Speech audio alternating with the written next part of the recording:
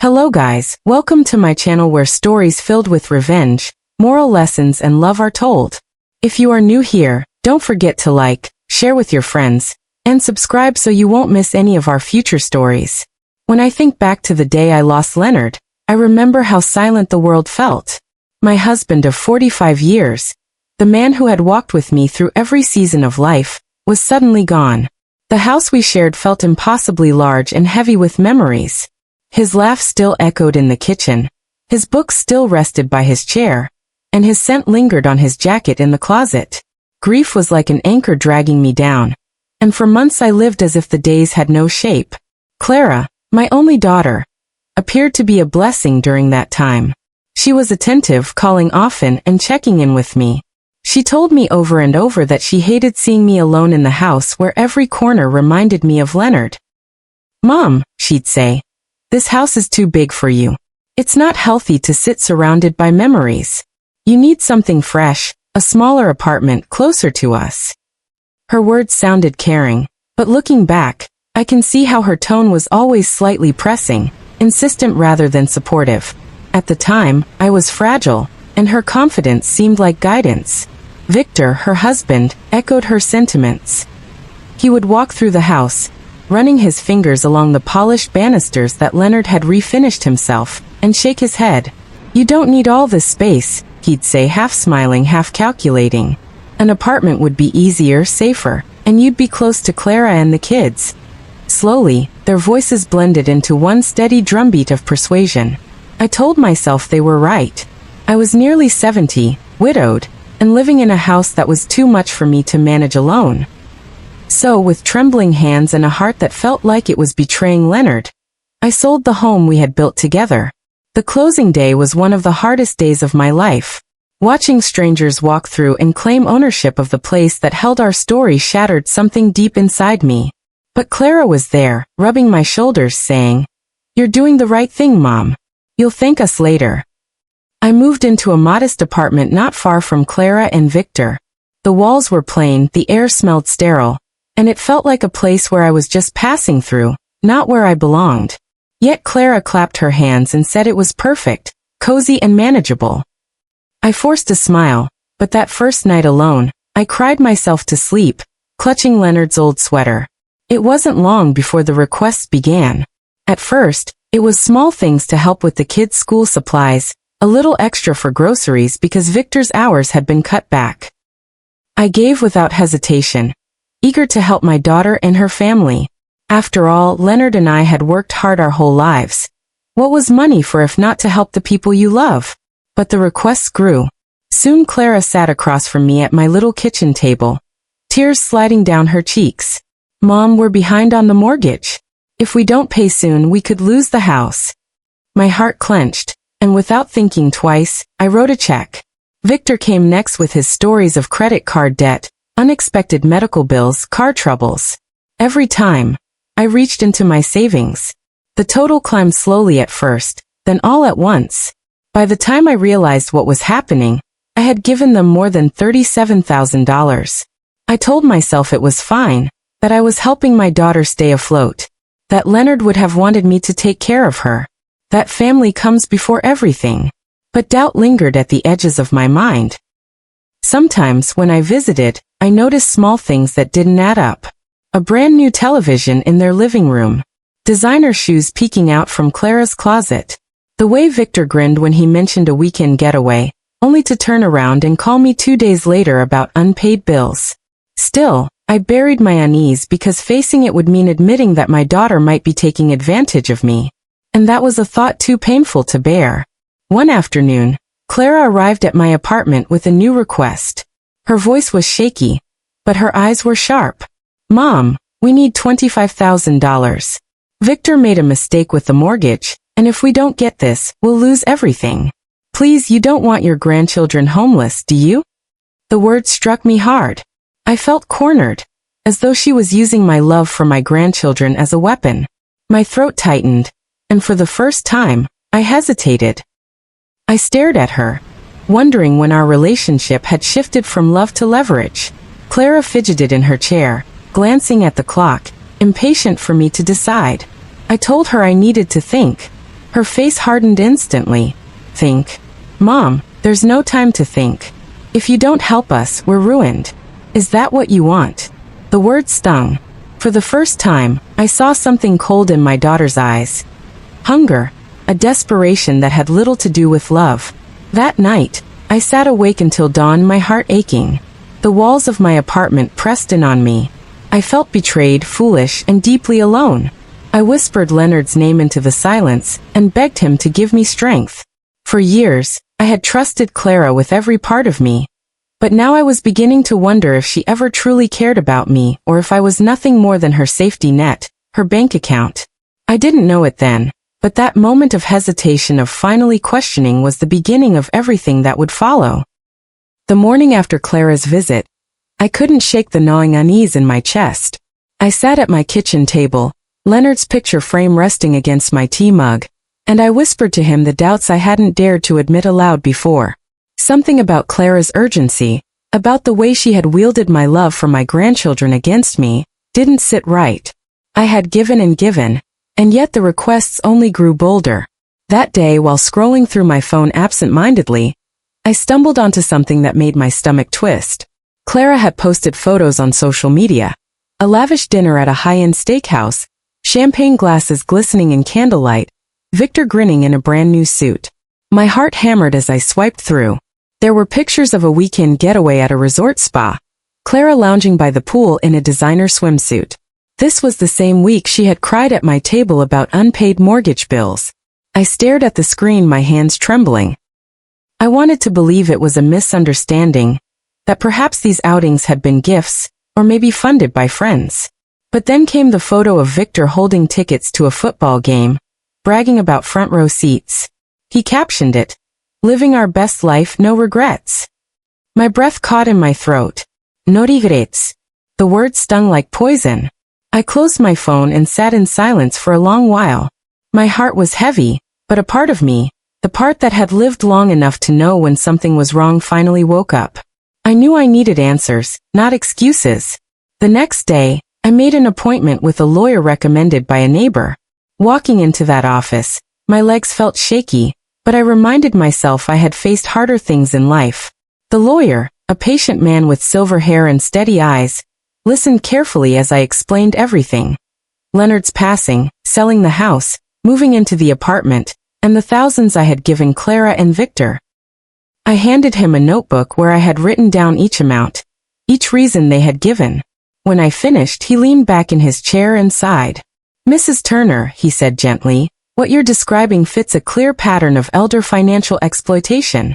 It happens more often than people realize, and the hardest part is that it's usually committed by family members." His words hit me like a cold slap. Elder financial exploitation. I had never considered myself a victim. I had thought I was simply being a mother. But as he spoke, the truth crystallized inside me. Clara and Victor weren't just struggling and leaning on me for help. They were using me. The lawyer advised me to protect myself immediately. He suggested opening new bank accounts that Clara and Victor couldn't access, securing my finances, and documenting everything. He also gave me the number of a private investigator who could gather evidence. "If they've been lying to you," he said, "you need proof. Don't confront them yet. Gather your strength first." I walked out of that office with my head spinning. My heart ached, but I felt a spark of something I hadn't felt since Leonard died: resolve. That evening, I opened new accounts at a different bank and transferred my savings. I kept my actions quiet, not even telling my closest friends. I began collecting every text message, every voicemail, every written request Clara had made. I printed photos from social media and clipped them into a folder. Piece by piece, I was building a wall of truth. The private investigator, a woman named Evelyn with sharp eyes and a firm handshake, was professional and discreet. She followed Clara and Victor for several weeks, documenting their spending. The report she eventually handed me was like a dagger to my chest. Expensive shopping trips, frequent visits to casinos, dinners at restaurants where a single plate cost more than my entire week of groceries. And the most devastating detail: Victor's name appeared on the member list of a local sports betting club. My son-in-law was gambling away money, while Clara came to me weeping about bills. Reading that report, I felt both sickened and strangely relieved. The lies were no longer shadows in my mind. They were written in black and white.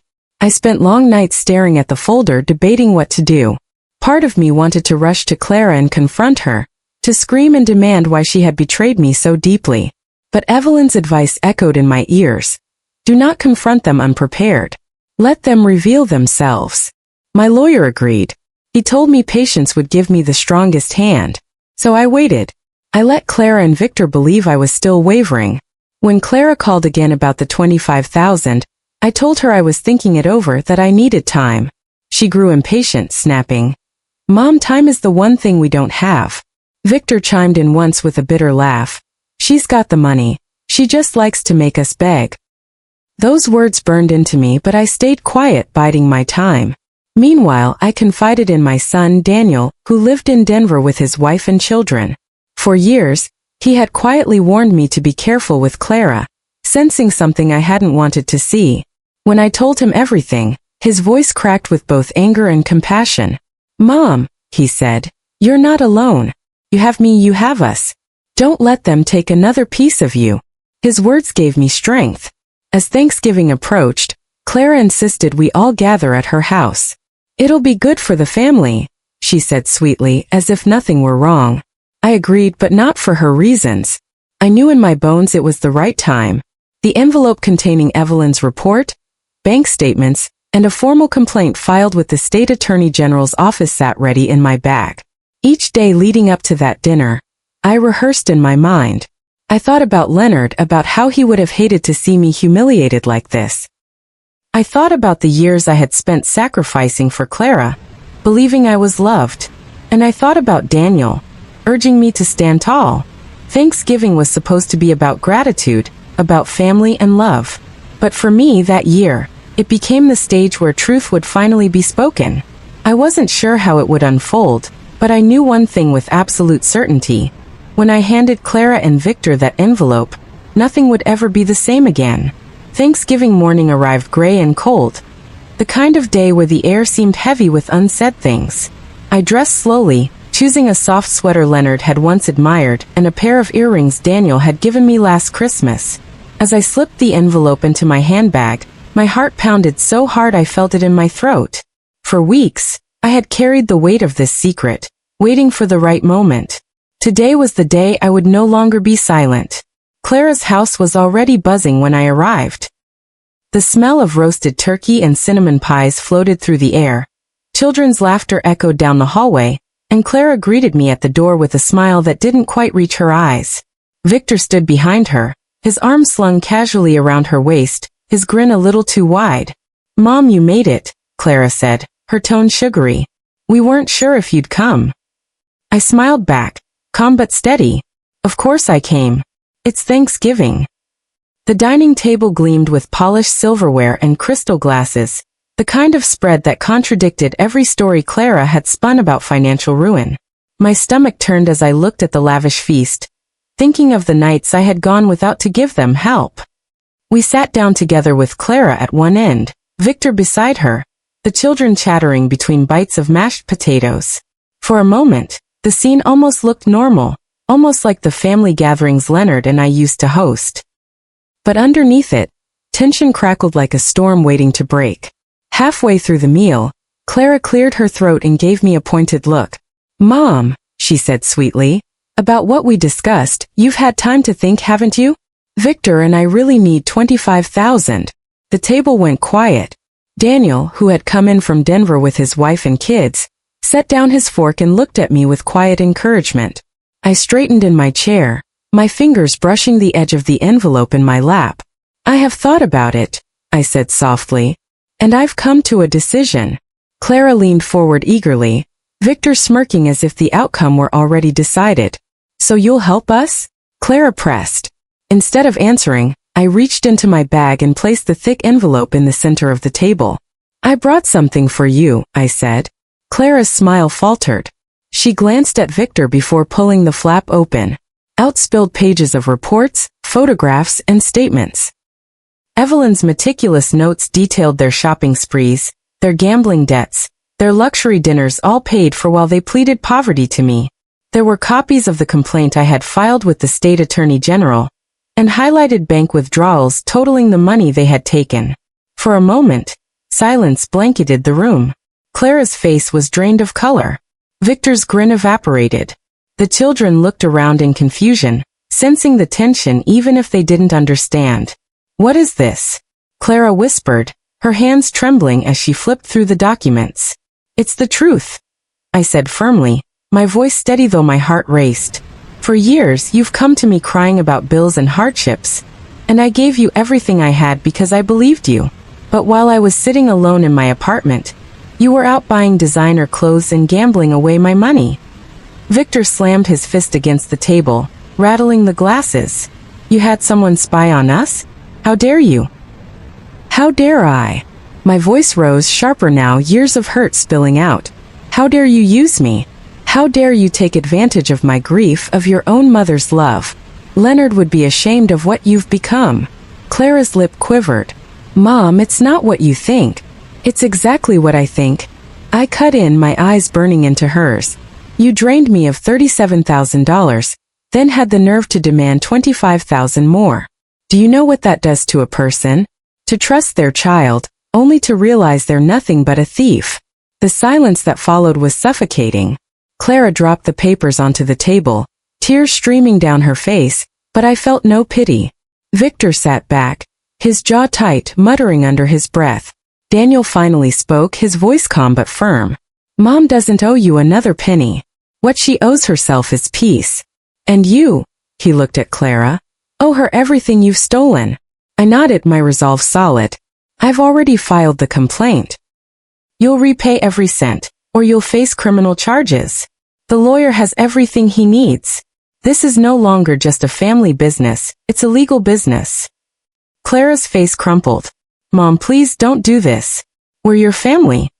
I looked at her, my heart breaking but unbending. Family doesn't destroy each other. Family doesn't lie and steal.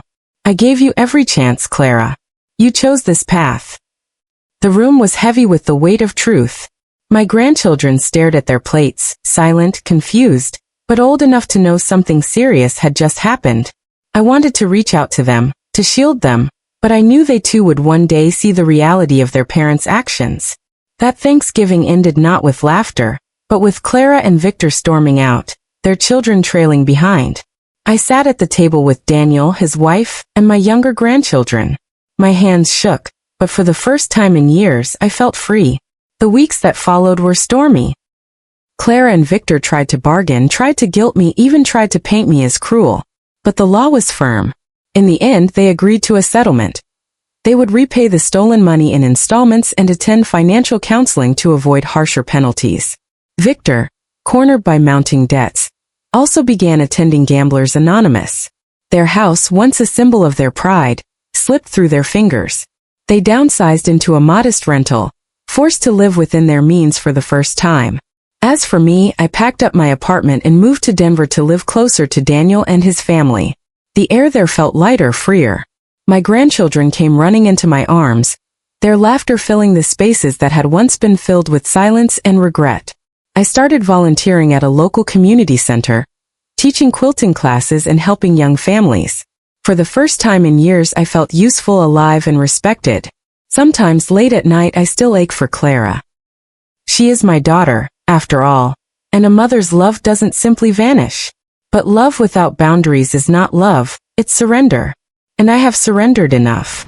I think often of Leonard, imagining him watching from somewhere unseen. I hope he's proud of me. I hope he sees that even in my late years, I've found strength I didn't know I had. This journey has taught me something I wish I'd known long ago. Kindness without wisdom can be dangerous, and boundaries are not walls but shields. No matter how much you love someone, you cannot let them bleed you dry. To everyone listening now, remember this. Family should be built on respect, not exploitation. And if someone, anyone uses your love as a weapon, you have the right to protect yourself. Moral lesson. Life has a way of teaching us lessons in the hardest ways. I lost my husband, and in my grief, I nearly lost myself to betrayal. But I also found strength, boundaries, and a deeper understanding of love. Family is precious, but family is not a license to abuse. True love, whether from children, spouses, or friends, never manipulates, never exploits, never takes more than it gives. It is rooted in respect, honesty, and care. For those of you listening, if you've ever been used, betrayed, or made to feel small for standing your ground, know this: your worth does not shrink because others fail to see it. Protect yourself. Onori. To reclaim your dignity, rebuild your life, and surround yourself with people who lift you up rather than tear you down. So my dear listeners, if this story touched you, please like this video, subscribe to the channel, share it with your friends, and comment below the lesson you took away. Your voice matters, and your story deserves to be heard.